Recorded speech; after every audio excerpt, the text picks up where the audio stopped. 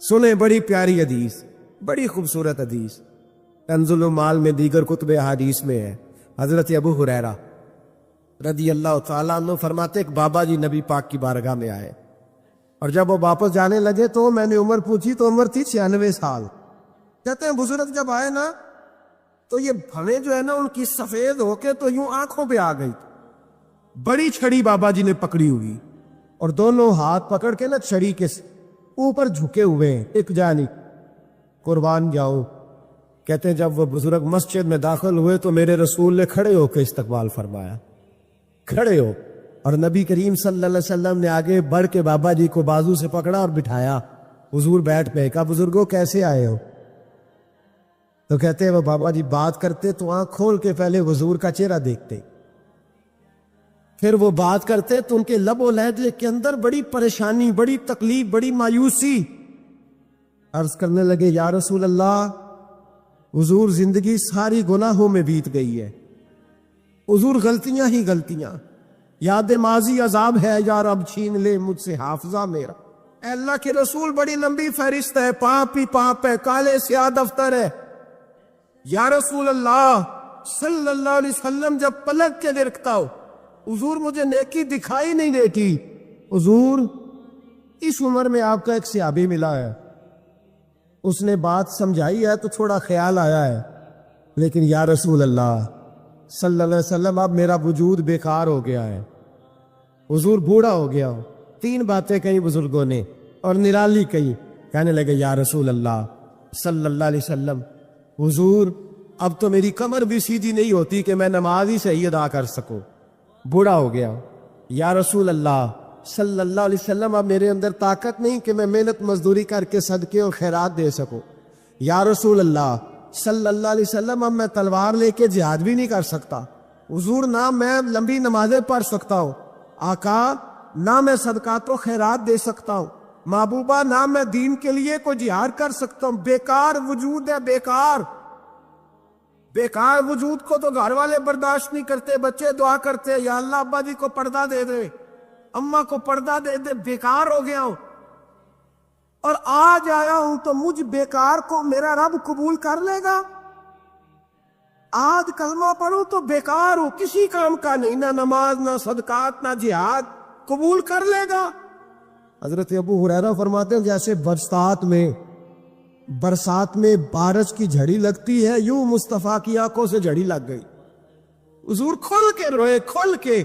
اور میرے حبیب پاک نے فرمایا بزرگوں بڑے مجاہد ہیں، دین کے لیے جہاد کرنے والے بڑے ہیں، رب کریم کو آپ کی تلوار کی اتنی حاجت نہیں، اور فرمایا اس کے خزانے کوئی خالی تو نہیں کہ آپ ہی گویا صدقہ دیں گے تو بھرے جائیں گے، اور فرمایا پھر رب کریم کی شان میں اضافہ نہیں کرتی عبادتیں، وہ تو بندے کو نفع دیتی ہے۔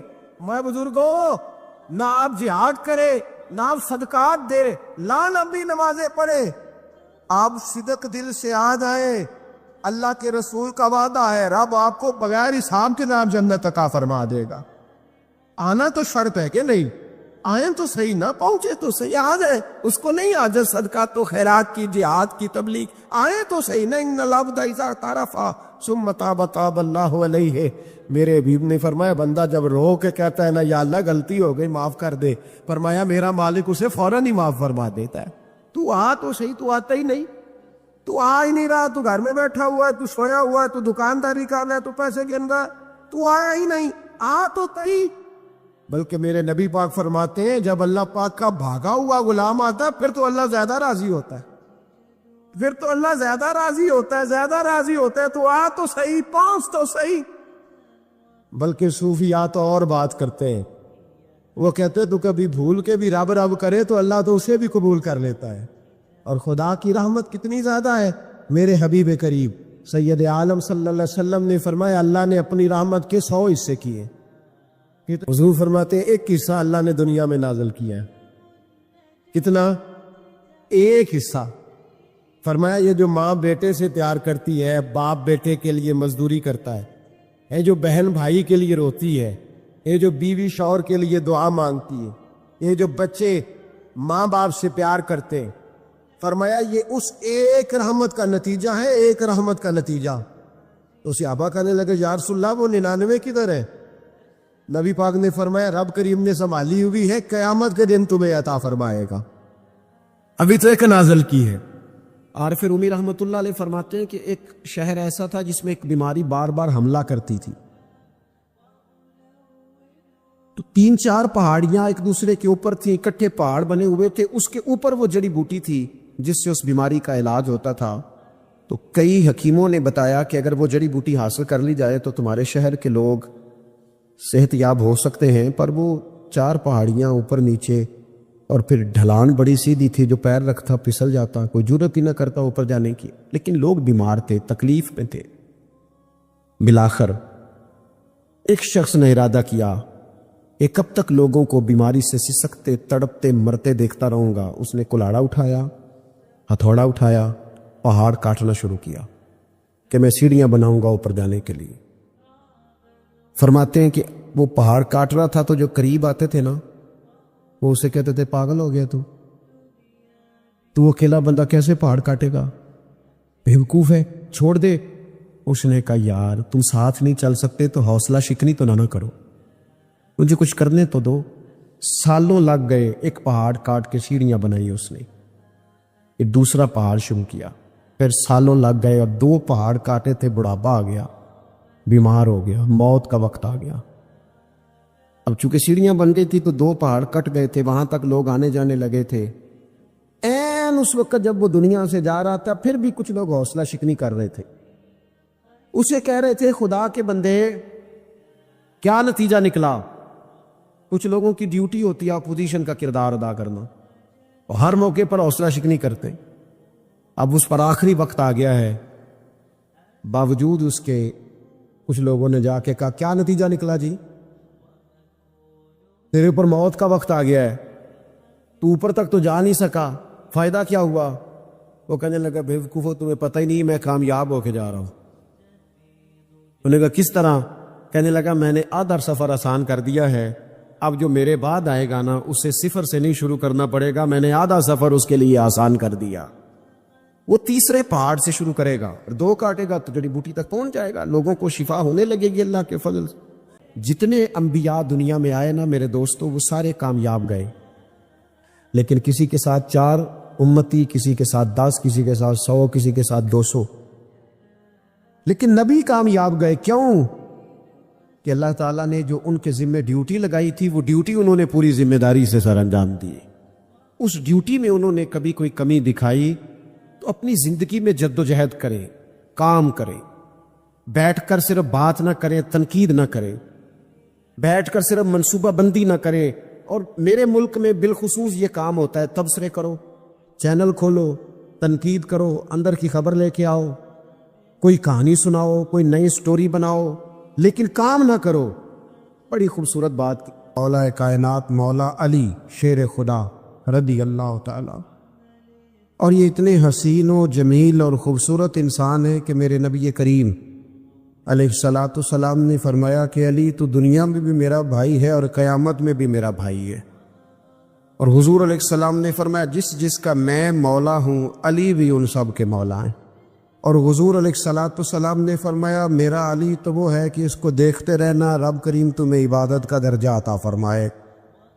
فوراً سوال اٹھتا تھا ذہنوں میں کہ جو نہ دیکھ سکیں گے تو وہ کیا کریں گے؟ تو محبوب نے فرمایا ذکر ولی عبادہ، وہ علی کا ذکر کریں گے تو اللہ انہیں عبادت کا درجہ عطا فرمائے گا۔ اور حضرت علی شیر خدا کرم اللہ تعالی وجہہ الکریم جو ہیں وہ اپنی سیرت کے لحاظ سے، اپنے علم کے لحاظ سے، اپنے تقوی کے لحاظ سے، اپنی پرہیزگاری کے لحاظ سے، عدل و انصاف کے لحاظ، حضرت مولا علی شیر خدا کے فضائل بھی بڑے ہیں اور ان کی سیرت میں اللہ نے کمالات بھی بڑے ہی رکھے۔ جس طرح نبی کریم علیہ السلام نے جناب ابو طالب کے گھر میں پرورش پائی، مولا علی کے گھر میں حضور رہے، تو مولا علی نبی کریم کے گھر میں رہے، وہاں پرورش پائی حضرت علی شیر خدا نے، اور ساری کی ساری ان کی تربیت رسول کریم کی مقدس آنکھوں کے سامنے ہوئی، اور حضور ان سے بڑا ہی پیار کرتے تھے۔ یہ نبی کریم کے بڑے محبوب ہیں، اور اتنے فضائل کتب احادیث میں، اس میں کوئی شک نہیں کہ فضیلت کے لحاظ سے پہلا درجہ حضرت ابو بکر صدیق کا ہی ہے، دوسرا حضرت عمر فاروق کا ہی ہے، تیسرا حضرت عثمان غنی کا ہی ہے، لیکن اس میں بھی کوئی شک نہیں کہ کتب احادیث میں کسی کی فضیلت کی اتنی حدیثیں ہیں ہی نہیں جتنی مولا علی شیر خدا کی فضیلت کی حدیثیں، اتنی کہیں نہیں۔ اور تمام صحابہ کے یہ مشیر تھے، تمام لوگ ان سے محبت کرتے تھے، بلکہ حضرت عمر فاروق تو فرمایا کرتے تھے اگر علی ہمارے درمیان نہ ہو تو ہم تو ہلاک ہی ہو جائیں۔ اتنی اللہ کریم نے انہیں عظمت عطا فرمائی، اور ساری زندگی انہوں نے جد و جہد میں گزاری، ساری زندگی۔ حضرت ابو بکر نے بھی خلافت کی، وہ بھی بڑی مشکل تھی، لیکن حالات سنبھل گئے۔ حضرت عمر نے بھی خلافت کی، حضرت عثمان غنی نے بھی کی، لیکن مولا علی شیر خدا کی جو خلافت تھی وہ بھی بڑی آزمائش والی تھی۔ مسلمانوں کے اندرونی معاملات کو بھی دیکھنا، بیرونی محاذوں پہ بھی لڑنا، بڑی جد و جہد کی حضرت علی شیر خدا نے۔ ایک بات سب سے پہلے آج ہم نے یہ یاد رکھنی ہے کہ حضور نے فرمایا ہے کہ علی کی محبت ایمان ہے اور علی کا بغض نفاق ہے۔ اب محبت ایمان ہے تو کیسے پتہ چلے گا ہمیں حضرت علی سے محبت ہے؟ امام صفوری کہتے ہیں ایک دن نا حضرت جبریل امین انسانی شکل میں مولا علی کے سامنے آ کے کھڑے ہو گئے۔ کون؟ حضرت جبرائیل علیہ السلام۔ حضرت جبریل امین کھڑے ہوئے انسانی شکل میں، تو کہنے لگے علی یہ بتائیے کہ جبریل اس وقت کہاں ہے؟ انسانی شکل میں مولا علی سے پوچھتے۔ حضرت جبریل امین نے جب کہا نا کہ بتائیے جبریل کہاں ہے، تو حضرت علی فوراً بھی کہہ سکتے تھے آپ ہی تو ہیں جبریل، یہ فٹافٹ کہہ سکتے تھے، اسی وقت ساری بات ختم ہو جاتی۔ لیکن بزرگوں سے بات کرنے کے کچھ آداب ہوتے، کچھ طور طریقے ہوتے۔ حضرت مولا علی شیر خدا رضی اللہ تعالیٰ عنہ سے جب پوچھا نا کہ جبریل امین کہاں ہے اس وقت، تو حضرت علی نے پہلے اوپر دیکھا، پھر نیچے دیکھا، پھر دائیں دیکھا، پھر بائیں دیکھا، پھر آگے دیکھا، پھر پیچھے دیکھا۔ جواب فٹافٹ تیار تھا کہ آپ ہی تو ہیں، لیکن ایسے جواب نہیں دیا۔ فرمانے لگے جناب نہ تو اس وقت حضرت جبریل مشرق میں ہے، نہ مغرب میں ہے، نہ شمال میں ہے، نہ جنوب میں ہے، نہ 7 زمینوں میں ہے، نہ آسمانوں میں ہے۔ پھر بھی یہ نہیں کہا کہ آپ جبریل ہیں۔ فرمانے لگے بھئی زمینوں آسمانوں مشارق مغارب میں تو کوئی نہیں، تو یا آپ جبریل ہیں یا میں جبریل ہوں، دونوں میں سے ایک ہے۔ تو حضرت جبریل امین مسکرائے، فرمانے لگے نہیں آپ تو علی ہیں، جبریل تو میں ہی ہوں، آپ علی۔ دیکھیں نا بہت سارے لوگ سوال کا جواب دیتے ہیں پر وہ آداب کو ملوز خاطر نہیں رکھتے۔ نبی پاک علیہ السلام نے ایک دن نماز 4 رکعتوں کی تھی تو حضور نے 2 پہ سلام پھیر دیا، تو صحابہ سے پوچھا میں نے کتنی پڑھی ہے؟ اور اس کہنے لگے یا رسول اللہ زیادہ پتہ تو آپ کو ہی ہے، پر ہمیں لگتا ہے کہ آپ نے 2 پڑھائی ہے۔ یہاں ایسے کرتا ہے کوئی؟ سوال ہی نہیں پیدا ہوتا۔ یعنی 1 منٹ سے پہلے امام غزالی ایک درویش کے مرید ہو گئے تھے، تو بہت بڑے عالم تھے، تو امام غزالی بیعت ہو گئے، تو مرشد نے پہلا وظیفہ یہ بتایا کہ کسی پر اپنے علم کا اظہار نہ کرنا۔ ہاں اپنے علم کا اظہار، آپ اس کو آسان وظیفہ سمجھتے ہیں؟ یعنی علم ہو بھی تو بندہ اظہار نہ کرے، بد عزمی ہو جاتی ہے، تو بد عزمی ہو جاتی ہے، نیند نہیں آتی۔ 2-4 لفظ جو بندہ پڑھ کے آتا ہے نا، اس کو تو نیند نہیں آتی کہ میں پڑھا لکھا ہوں تو میں بتاؤں نا۔ تو حضرت علی شیر خدا کرم اللہ تعالیٰ وجہ الکریم کے وہ آداب سے مجھے یہ بات یاد آئی کہ امام غزالی کے شیخ نے کہا علم کا اظہار نہ کرنا یہ پہلا وظیفہ ہے۔ شیخ شہاب الدین سہروردی کہتے ہیں مجھے میرے ماموں حضور غوث پاک کے پاس لے گئے تھے، تو جاتے ہوئے میرے رستے میں خیال آ رہا تھا میں الحمدللہ خود پڑھا لکھا ہوں، کہ جب انہوں نے جا کے پیش کیا نا غوث پاک کی بارگاہ میں کچھ دے، تو حضور غوث اعظم فرمانے لگے بھرے ہوئے پیالے میں کیا ڈالوں، پہلے ہی فول ہے، کوئی گنجائش ہی نہیں۔ تو فرماتے ہیں پھر میں اگلی دفعہ گیا تو غرور علم کو توڑ کے گیا، تو پھر میں غوث اعظم کی بارگاہ میں بیٹھا تو اللہ تبارک و تعالیٰ نے پھر مجھے جھولی بھر کے خیرات عطا فرمائی۔ یاد رکھ۔ تو کہتے ہیں انہوں نے کہا کہ اظہار نہیں کرنا علم کا، تو بس ایک دن بیٹھے بیٹھے نا ایک بندہ مسئلہ پوچھنے آیا، انہوں نے بزرگوں سے مسئلہ پوچھا، میرے مرشد سے، امام غزالی کہتے ہیں میرے پیر سے مسئلہ پوچھا، تو وہ کہنے لگے بھئی مجھے نہیں اس سوال کا جواب آتا۔ حضرت صاحب نے کہہ دیا مجھے نہیں آتا۔ کہتے میں قریب تھا، میں نے اس بندے کو بلایا، میں نے کہا مجھے آتا ہے جواب، میں بتاؤں؟ تو کہتے شیخ فرمانے لگے غزالی تیرا کیا خیال ہے، مجھے نہیں تھا جواب آتا، یہ تو تجھے آزمانے کے لیے کہا، تیری ابھی میں نہیں نہ گئی تو کوئی نہیں میاں، پھر ابھی تو رستے میں ہی رہے گا۔ فٹافٹ لوگ کہتے ہم ایسی لاکھوں کتابیں قابل ضبطی سمجھتے جن کو پڑھ کے بیٹے باپ کو خبتی سمجھتے۔ ایک بات یہ کہ ان سے محبت کرنی ہے، دوسری بات یہ کہ ان کی سیرت، پہلی بات زندگی میں ادب بڑا کیا مولا علی شیر خدا نے، بڑا ادب کیا۔ حضرت علی کہتے ہیں میں نے نبی پاک سے ایک سوال پوچھنا تھا تو میں نے 14 دن انتظار کیا، یعنی سوال جو ذہن میں آ جائے تو نمبر پاس ہوتا ہے۔ مولا علی فرماتے میرے دل میں خیال تھا کہ کوئی اور آ جائے اور جو میں بات پوچھنا چاہتا ہوں وہ نبی پاک سے پوچھ لے، وہ حضور سے پوچھ لے تو میرا بھی چلو معاملہ بن جائے گا۔ اب ان سے زیادہ کو بے تکلف تو نہیں تھا نا نبی پاک کی بارگاہ میں، جھٹ پوچھ سکتے تھے۔ 14 دن کہتے 14 دن کے بعد بندہ آیا، وہی سوال پوچھا جو میں نے پوچھنا تھا، تو کہتے حضور جواب اسے دے رہے تھے اور دیکھ میری طرف رہے تھے، جواب اسے دے رہے تھے اور توجہ حضور کی میری جانب۔ ایک ان کی زندگی میں ادب بڑا ہے۔ دوسری بات یہ کہ گہرا علم ہے مولا علی کا، حضرت علی کا علم گہرا تھا، سیانہ علم تھا، گہرائی والی بات کرتے تھے، بڑی سوچ سمجھ کے فیصلہ کرتے تھے اور بڑے زیرک تھے، دانا آدمی تھے حضرت مولا علی شیر خدا رضی اللہ۔ اور آپ کا فہم و فراست نرالا تھا۔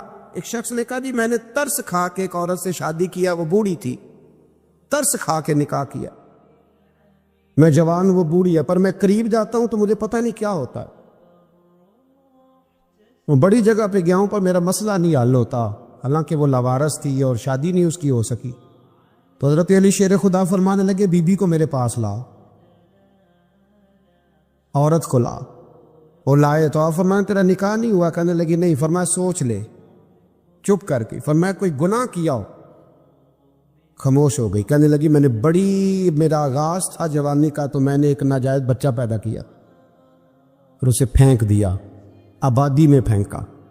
تو حضرت علی شیر خدا فرمانے لگے یہ تیرا وہی بچہ ہے۔ چونکہ جو اس نے کیفیات بتائی ہیں وہ یہ ہے کہ انسان ماں بہن جو اس کی ہوتی ہے نا، کچھ بھی ہو جائے، اللہ تعالیٰ نے فطری جذبے رکھے ہوتے ہیں، تو وہ کوئی حیوان ہو تو بات الگ ہے، اگر انسان ہو تو وہ مطلب انسان ماں کے سینے سے لگ بھی جائے تو اسے شفقت کا رنگ تو نظر آتا ہے، لیکن اس کے اندر وہ جذبات پیدا ہو سکتے نہیں۔ بیٹی سینے سے لگ جائے تو وہ والے جذبات اس میں تو حضرت علی شیر خدا کا علم بڑا باریک۔ تو آپ فرمانے لگے میاں وہ جو تیرا اس کے اوپر ترس آیا نا، اس کی بھی وجہ یہ ہے کہ تیرا اس سے کوئی ازل سے رشتہ ہے، تو گہرا علم تھا۔ چوتھی بات، علم بھی تھا اور تقوی بھی تھا، پرہیزگاری بھی تھی۔ جب آپ خلیفہ تھے نا، امیر المومنین تھے، امیر المومنین حضرت علی امیر المومنین تھے اور کوفے کے چوک میں کھڑے تھے، کوفے کے چوک میں، اور فرما رہے تھے کہ بھئی یہ میری زرہ ہے، بڑی قیمتی ہے، یہ کوئی بندہ خرید لے۔ کسی نے قریب جا کے پوچھا امیر المومنین کیوں بیچ رہے ہو؟ تو فرمانے لگے میری طامت پرانی ہو گئی ہے، اب نہ اتنی پرانی ہوئی ہے کہ اس پہ پیوند لگنے کی بھی جگہ کوئی نہیں بچی، اگر یہ پھٹنے کے قریب نہ جاتی تو میں زرہ نہ بیچتا۔ امام حسن رضی اللہ تعالیٰ عنہ کہتے ہیں میرے ابا جی خزانے کا سارا منہ کھول کے اللہ کے بندوں میں بانٹ کے تو اس کمرے میں 2 نفل پڑھ کے کہتے تھے یا اللہ گواہ ہو جاؤ، میں نے قوم کی امانت قوم پہ خرچ کر دی ہے۔ یہ پرہیزگاری، یہ تقوی، یہ ذوق حضرت مولا کائنات شیر خدا علی المرتضیٰ رضی اللہ تعالی عنہ